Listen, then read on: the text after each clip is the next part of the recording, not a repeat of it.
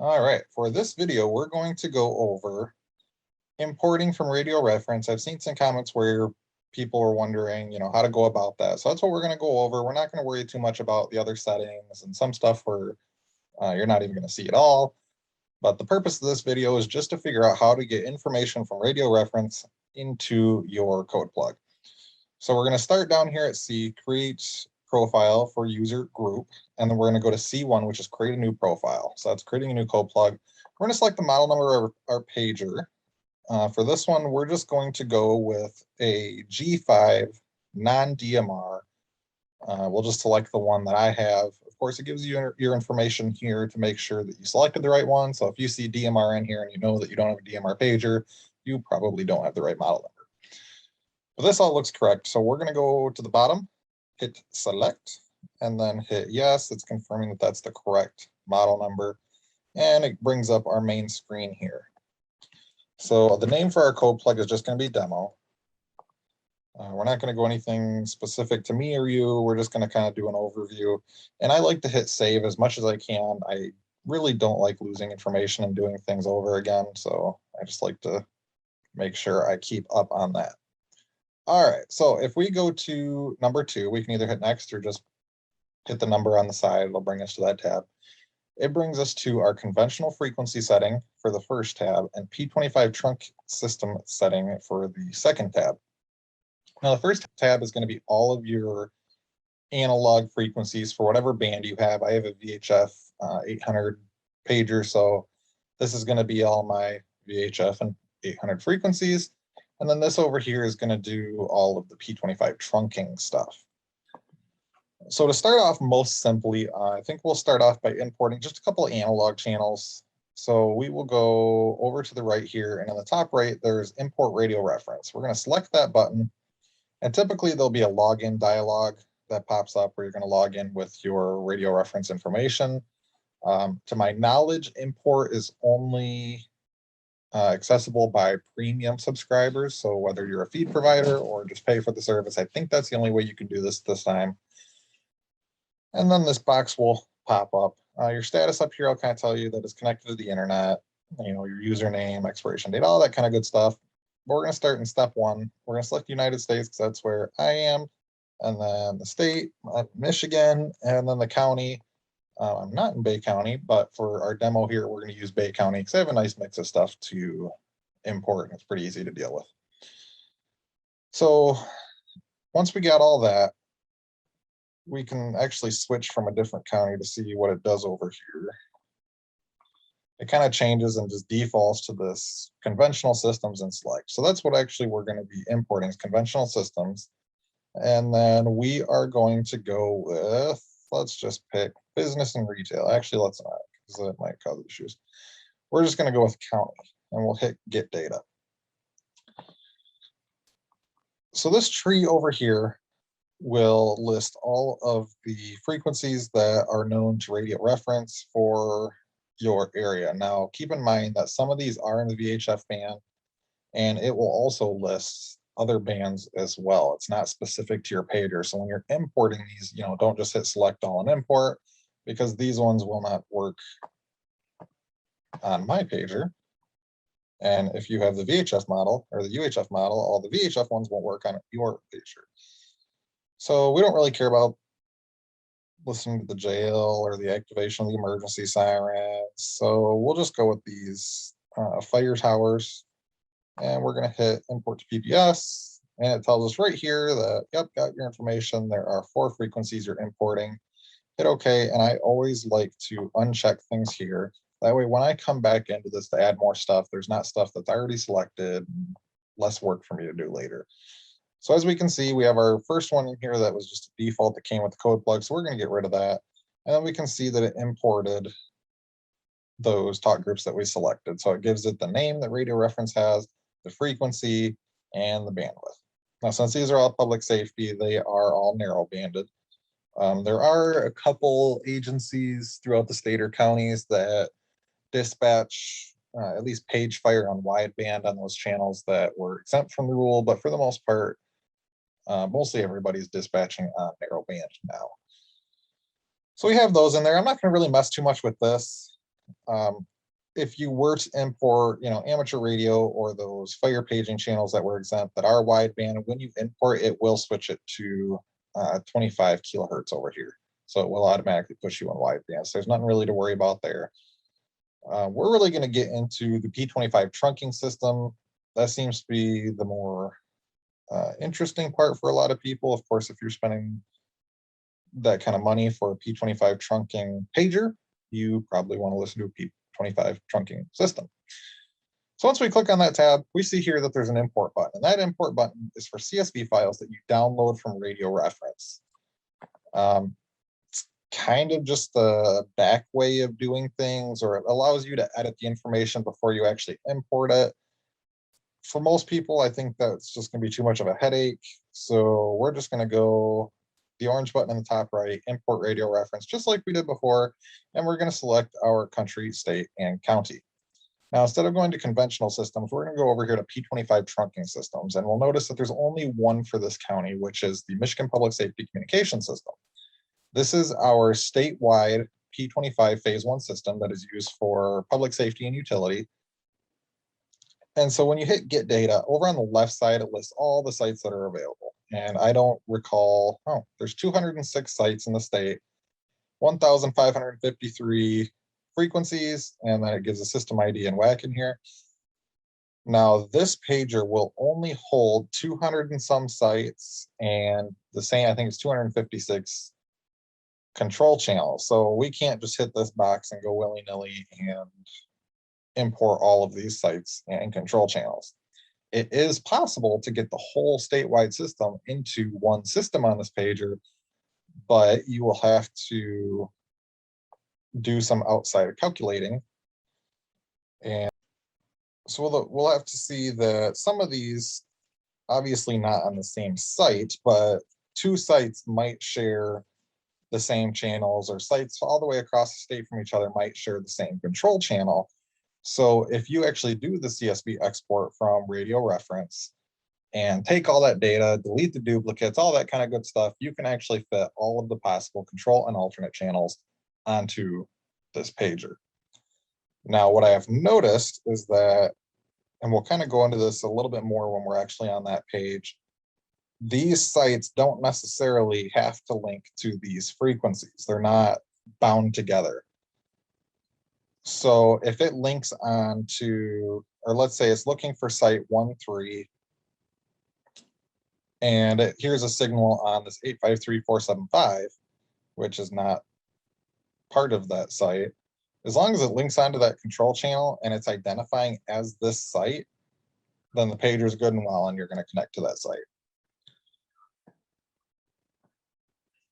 So we're going to get right into adding the site for Bay County, which to my knowledge, the only one that's available is in Bay City.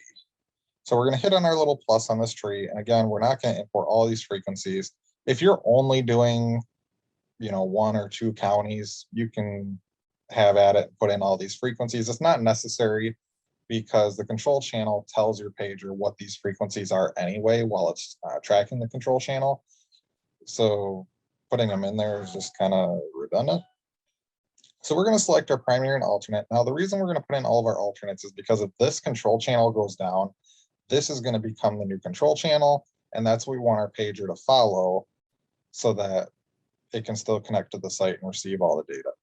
Now, when you first do this, this option down here is going to be selected. It's create new zone and knob. Now, every time you import, it's going to create a new zone and knob for whatever you imported.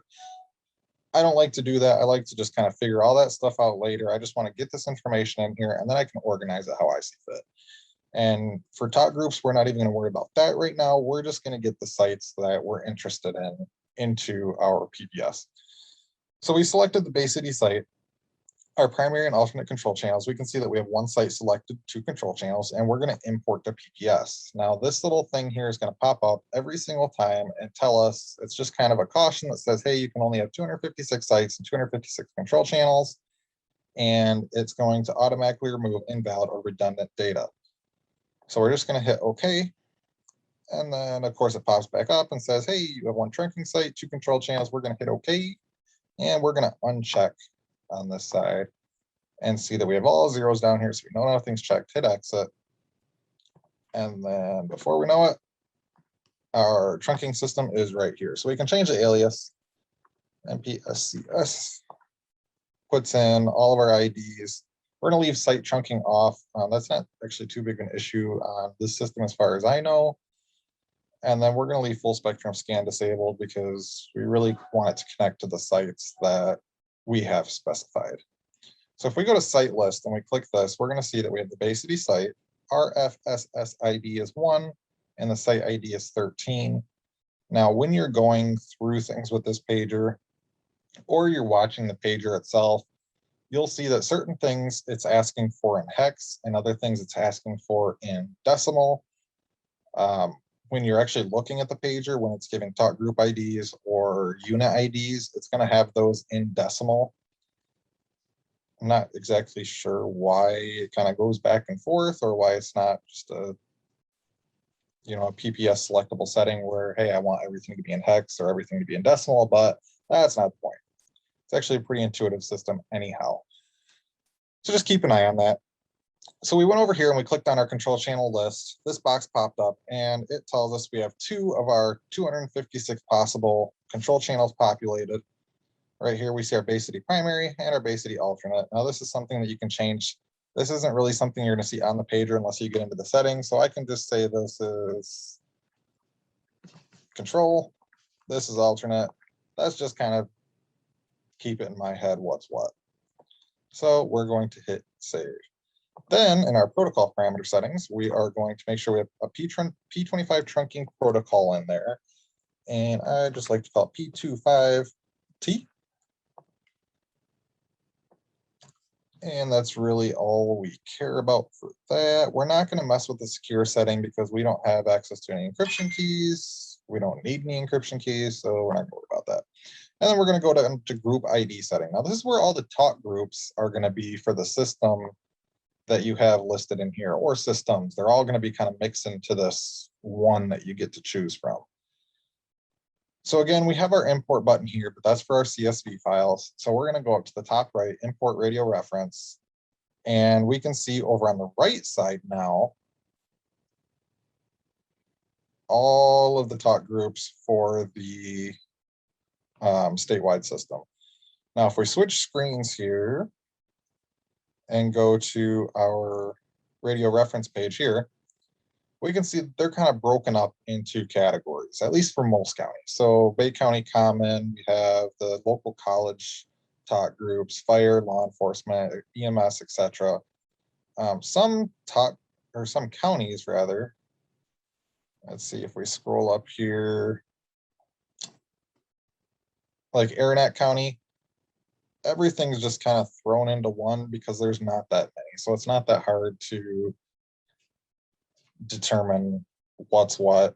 If you get down into Wayne County or Washtenaw County, there are way too many talk groups to have just in one large list. That would get extremely confusing, and I feel bad for you guys that have to program all that. So we're going to go back to our PPS and back to our radio reference import. And let's say that we want to listen to the Bay City Police and Fire Dispatch, but I don't really care about admin channels. For me, there's nothing useful on those. Not really going to worry about any special events. The countywide commons used on larger scale incidents a lot of the time, but we're not going to worry about that. County government, nothing there for me. If we go down to EMS, we can see that we have a med control channel, the local EMS hospital channel. So we'll listen to that, just kind of hear what they're bringing in.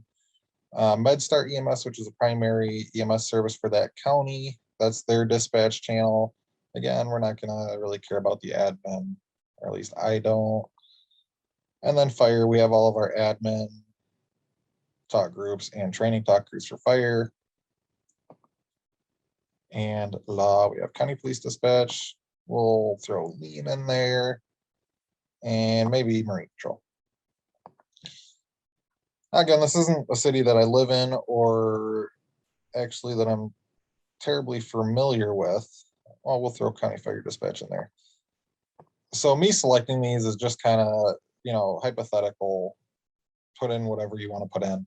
At the bottom here, it shows us that we selected 8 talk groups. And we're going to import it to PPS. It's going to give us that same warning message and then tell us that we imported no chunking sites, no control channels, and just the 8 talk groups that we selected. We're going to hit OK. We're going to unselect on all these and hit exit up here. So now we can see that all of those talk groups that we selected, all 8 of them are in there. I know it comes down to 9, but that's because of the one that was in there previously. We hit delete on that. And we have our 8 talk groups. Now, if you have a lot of counties in your pager, or you're just not good with numbers, either way, I just happen to know 09 is Bay County. But when you get a lot of counties in there, you're not going to want to remember the county identifiers. So I just like to throw in place of these first numbers, what they actually stand for. So I know that one is Bay City. So that's for the actual city. 09 is for the actual county. 09 Bay Regional Medical Center. I just know that is McLaren Bay. ER. MSEM1, I know is MedStar EMS. And then just kind of going through, you can label these however you want to label them. I like to simplify it so that way when I see it come across the screen, I know exactly what it is and I don't have to try to think about, oh, that's whatever department from whatever county or city. Not something I want to deal with. Now we're going to add another one in here. Let's say that we're on Bodonk Fire Department. And they have a P25 paging talk group just for that fire department. I know this is kind of the outside of the scope of this video, but we're just going to kind of go through this since we're right here. So we're going to enter that talk group in here. And this is where we can select our tone and vibrate, our alert settings, if we want voice storage, relay control. For fire, I like to go through all these and just kind of set the background to what they have to deal with. So if I'm not really watching or listening, I can just kind of see out of the corner of my eye that, blue pops up on the screen. I know that that's PD. If cyan pops up on the screen, I know that's EMS. And if red pops up on the screen, I know that that is fire. Obviously, you can select whatever colors you want for all your stuff. I'm not going to go through this because this isn't a code plug I'm going to use. But to go back to our paging talk group here, we want to make sure that we actually throw in a talk group number. This is a hypothetical talk group, so I'm just going to throw in this number. I don't know what that actually goes to.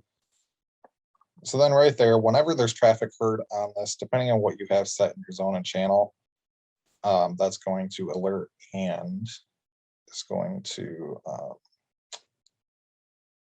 record voice. One of the other tabs we have up here is our member list setting. Now there's no data for radio reference for this as to the unit IDs on the system. This is just so that when you're watching your pager and you see, my county fire dispatch pop up on the to part, the from is usually, let's say, a 9-digit number, 97334 or whatever. Instead of seeing that number, if you know what the unit ID of a particular radio is, you can enter it here. So let's say I know that my Chiefs radio is 9093456. On the Michigan P25 system, 9 is what they call the zone. The next 2 digits are the county, so 09 is Bay. If this is a 3, that means that it's a county or city radio, and then the rest of that's just kind of the identifier. Not that it matters too much, but you can watch and kind of log what each radio it is and listen to whoever's talking so that it pops up correctly. But if you know the P25 unit ID, which this is kind of mislabeled, that should be the UID there. you can throw it in. So now in the to, it'll still show whatever talk group that they're talking to. So let's say it's Bodonk Fire Tactical. But in the from, instead of giving you this random list of numbers, it's going to actually show Chief. So it's Chief's radio that is keying up. Now keep in mind, if that's Chief's portable radio, Chief probably also has a mobile in his or her vehicle.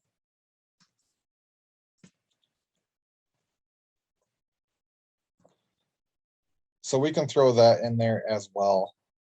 And now whether Chief is talking on their portable or on their mobile, it's going to pop up with their name, Chief Bodonk. Because why not?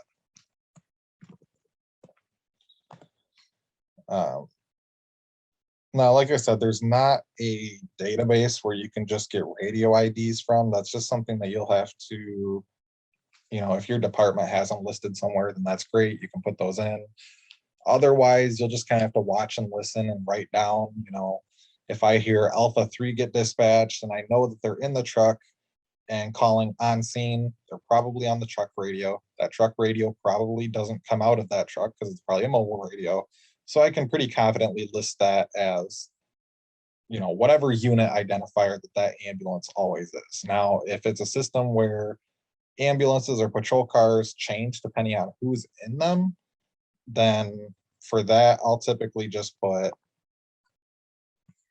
instead of, Chief Bodonk, let's say I know that radio belongs to Bodonk Fire Department, but it depends on who's using the radio as to who's actually, to what unit it's affiliated with. So I'll just put in Bodonk Fire for all of the fire radios so that it doesn't come up with a specific person, but it comes up with whatever department it's affiliated with. And so since we have all that, we can go down to our zone and channel and then do everything just like normal. So we can call this zone Bay. We'll go to knob position 1. We'll do a trunking talk group scan. And we'll just call this dispatch. Now we want to be careful how many talk groups, or not necessarily the quantity, but the volume of traffic on those talk groups that we add to one trunking scan list. That's kind of important because on a slow day, it might not really matter. You might catch every single voice transmission that comes over the system. But if a decent sized incident comes out, you're going to have a lot of traffic on a lot of talk groups at the same time, and you're most likely going to miss most of it. So for this dispatch one, I don't want to hear unit to unit. I don't want to hear unit to hospital, anything like that. I just purely want to hear what units are getting dispatched.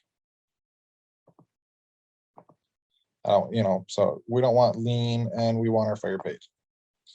So this will allow us to monitor the main dispatch channels for EMS, fire, PD, as well as our Bodonk Fire paging channel. Now, if you run with Bodonk Fire Department, and it's important that you always hear these pages, I would suggest making that the only talk group in the priority part, and then adding everything else as non-priority. That way, if let's say there are 2 firefighters talking about where they want to get lunch on the fire channel, and dispatch puts out a page over your paging talk group, it will interrupt that conversation and you will hear this talk group. Now, if let's say you got paged out and now you want to hear everything that comes across fire dispatch, if 2 coppers are talking about where they want to get lunch and there's important stuff coming across on the fire talk group, you may not catch that because these are all assigned the same priority as far as I know. So you just got to be careful about how you set this up. What I do is for the department that I'm on, I leave only that. So let's say I'm on Bodonk Fire. I will have a knob position for just my paging and my dispatch channel. And I put my paging up top so I never, ever, ever miss a page, and the dispatch channel on the bottom so that if there's not a page coming out, I can hear the dispatch traffic.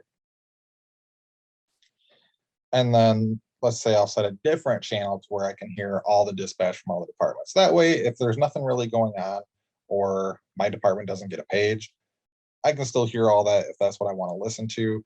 But if it's kind of mission critical, then I want to make sure that the things that I actually need to hear are what is coming through, and it's not being tied up with EMS or police or road commission, animal control, whatever. And that's about all we're going to cover in this video. The main point was just doing that radio reference import. Remember to hit save throughout your adventures here. There's lots of other stuff to go through on these pagers and configure and figure out. I'm no expert at all on these pagers. This is all kind of just my experience, trial and error, and reading a whole bunch of stuff online and sorting through that for what is useful information and what is not. So if there is another video I can do to kind of help anybody out, let me know in the comments. Otherwise, thank you for watching, and I hope you guys get this figured out.